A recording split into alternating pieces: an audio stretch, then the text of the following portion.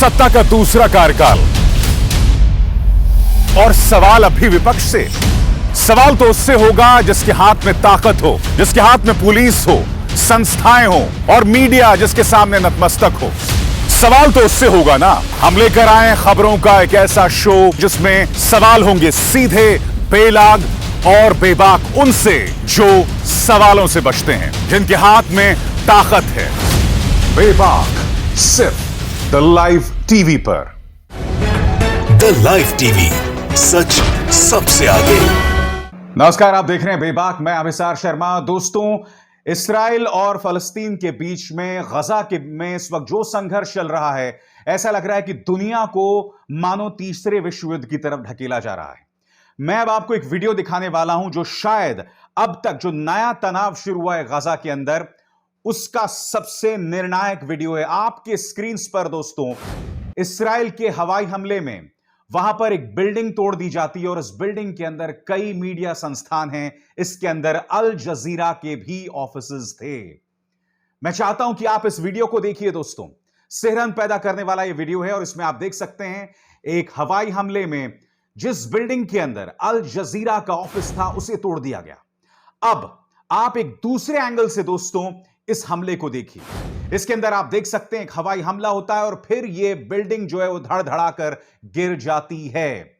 बताया जा रहा है कि इसमें कम से कम 10 लोगों की मौत हुई और हालात दोस्तों लगातार बिगड़ रहे हैं। अल जजीरा की ताजा खबर क्या कहती है आपके स्क्रीन पर कि गजा के अंदर जो मृतकों का आंकड़ा है वो 119 तक पहुंच गया। 31 बच्चे इसमें मारे गए हैं और लगातार इस्राइल की तरफ से जमीनी हमले का खतरा बना हुआ है, क्योंकि लगातार वहां पर ट्रूप्स जो हैं और सेना का जमावड़ा लगातार बढ़ रहा है।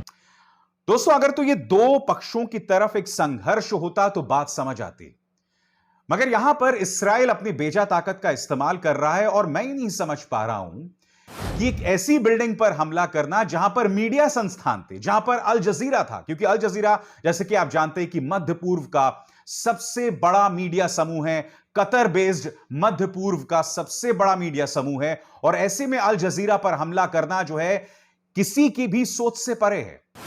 और ऐसा नहीं है कि गलती से हुआ, नहीं। आप फिर से देखिए वीडियो दोस्तों, इस वक्त आपके स्क्रीन पर चल रहा है।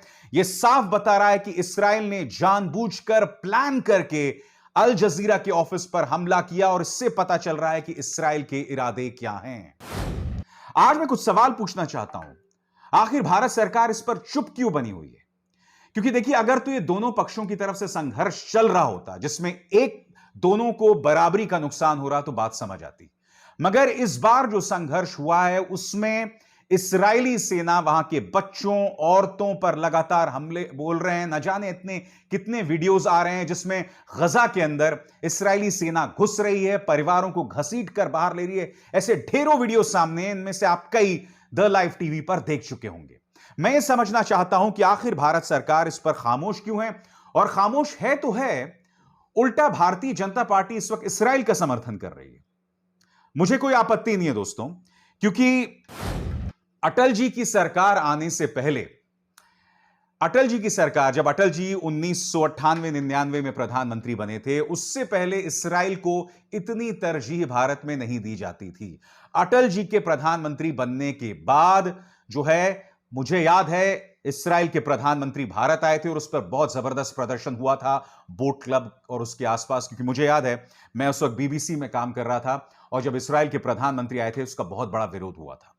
मगर मैं कुछ और कहना चाहता हूं। मैं जानता हूं कि भारतीय जनता पार्टी इस्राइल को लेकर एक नर्म रवैया रखता है, वो प्रो इस्राइल है, मगर हम ये ना भूलें कि आज की तारीख में इस्राइल के इस शक्ति प्रदर्शन का समर्थन करके, इस गुंडाई का समर्थन करके कहीं ना कहीं भारतीय जनता पार्टी अटल जी की याद को भी नुकसान पहुंचा रही है, उनकी तौहीन कर रही है, उनकी बेइज्जती कर रही है। विश्वास नहीं हो रही ना मेरी बात पे? आइए मैं आपको बताता हूं कि स्वर्गीय अटल बिहारी वाजपेयी ने दरअसल इस्राइल और फलस्तीन के बारे में, कम से कम जो गजा में जो पूरा विवाद चल रहा है, इसके बारे में उस वक्त क्या कहा था जब मोरारजी देसाई जो है देश के प्रधानमंत्री थे। सुनिए। यह कहा जा रहा है जनता पार्टी की सरकार बन गई, वो अरबों का साथ नहीं देगी, इजराइल का साथ देगी।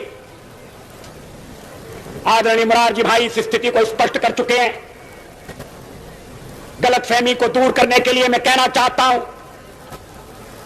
कि हम हर एक प्रश्न को गुण और अवगुण के आधार पर देखेंगे,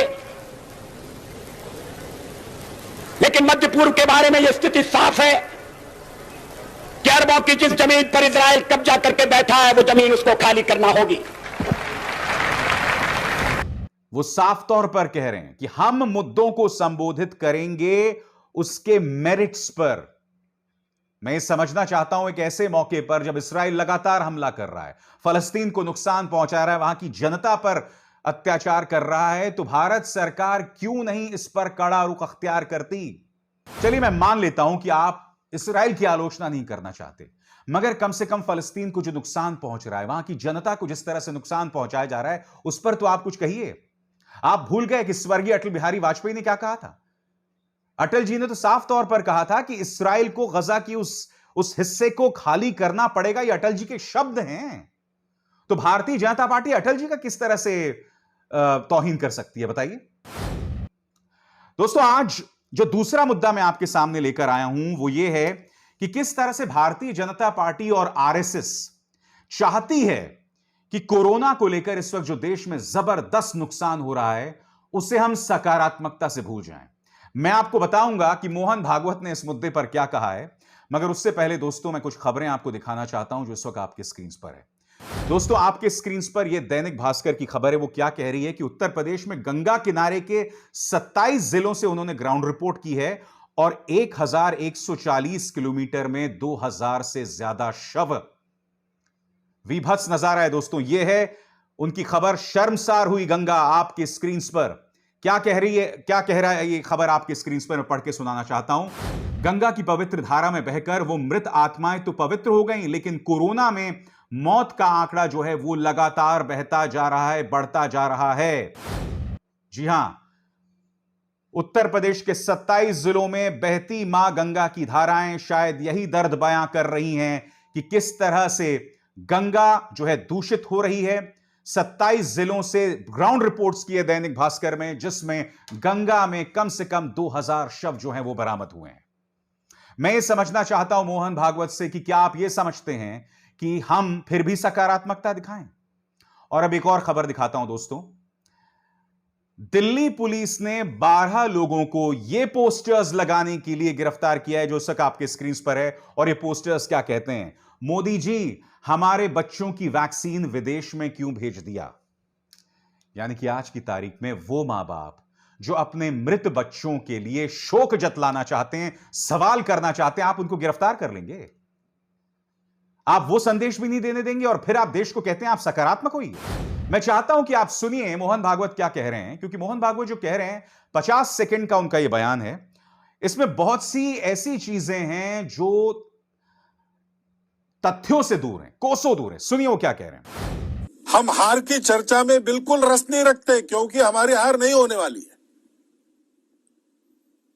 हमको जीतना है। संपूर्ण राष्ट्र को अपने उत्साह से, अपने वक्तृत्व से, अपने करने से चर्चिल ने इस मनस्थिति पर खड़ा किया कि चाहे जो हो, हम हारेंगे नहीं, हम शरण नहीं जाएंगे, हम जीतेंगे। और वो जीते, विपरीत परिस्थिति में जीते।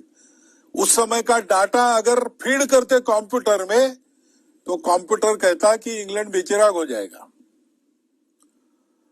लेकिन लगातार महीना भर दिन रात बम के रेड़ों को झेलकर ब्रिटेन की जनता ने अपने देश को केवल टिकाया नहीं, तो उस शत्रु को पूर्ण परास्त किया। दरअसल यहां पर मोहन भागवत हमें मिसाल दे रहे हैं इंग्लैंड की, यानी कि वर्ल्ड वॉर 1, वर्ल्ड वॉर 2 के वक्त जब इंग्लैंड पर जर्मनी ने हमला किया था और उस वक्त लग रहा था कि जर्मनी इंग्लैंड को हरा देगी, मगर उस वक्त प्रधानमंत्री विंस्टन चर्चिल ने पूरे देश को साथ रखा। सकारात्मकता की ऊर्जा के चलते जो है उन्हें जीत हासिल हुई। मोहन भागवत जी, आप पढ़े लिखे आदमी हैं, बुजुर्ग हैं, मगर मुझे बहुत तरस आ रहा है आपके इस बयान पर। मैं आपको बताता हूं क्यों। क्योंकि इंग्लैंड पर, ब्रिटेन पर हमला बाहरी हुआ था, जी हां, मगर कोरोना का जो ये दूसरा वेव है, ये जो दूसरी लहर है, कहने को ये चीन से वायरस आया है, मगर ये जो दूसरी लहर में जो लोग नुकसान का सामना कर रहे हैं वो हमारी सरकार की नाकामी की वजह से। मैं चाहता हूं मोहन भागवत मेरे कुछ सवालों का जवाब दें। सवाल नंबर 1, आपने पिछले साल मार्च में इसे बड़ी आपदा घोषित कर दी थी, मगर ऑक्सीजन के टेंडर्स जारी करने में आपने 8 महीने लगा दिए, क्यों? दूसरा सवाल आपसे, जनवरी में प्रधानमंत्री नरेंद्र मोदी ने कोरोना पर जीत का ऐलान कर दिया था और उसके बाद जनवरी, फरवरी, मार्च इन तीनों महीनों में कोविड टास्क फोर्स की बैठक नहीं हुई, क्यों?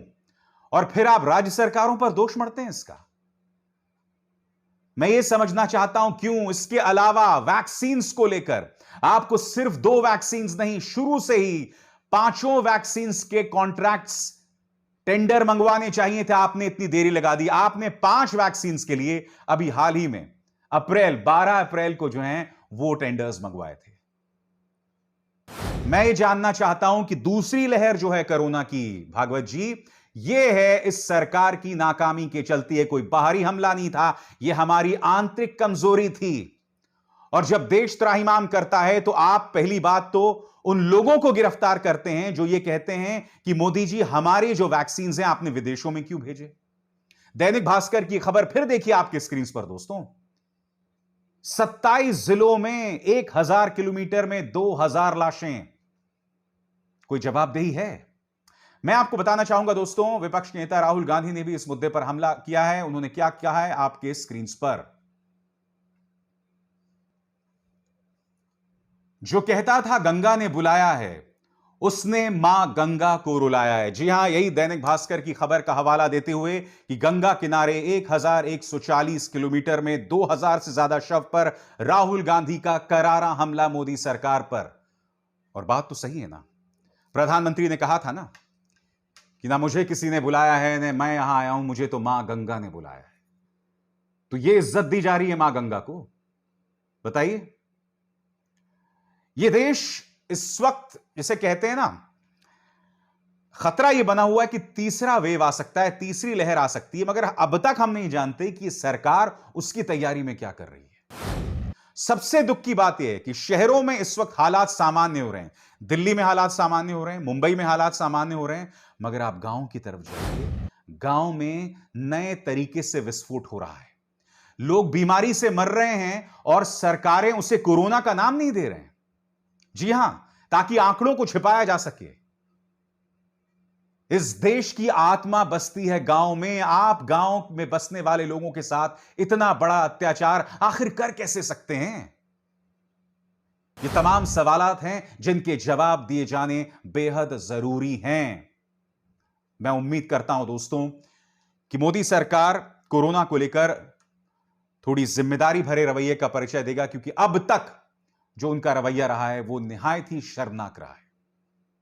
बेबाक में बस इतना ही। अभिसार शर्मा को दीजिए इजाजत।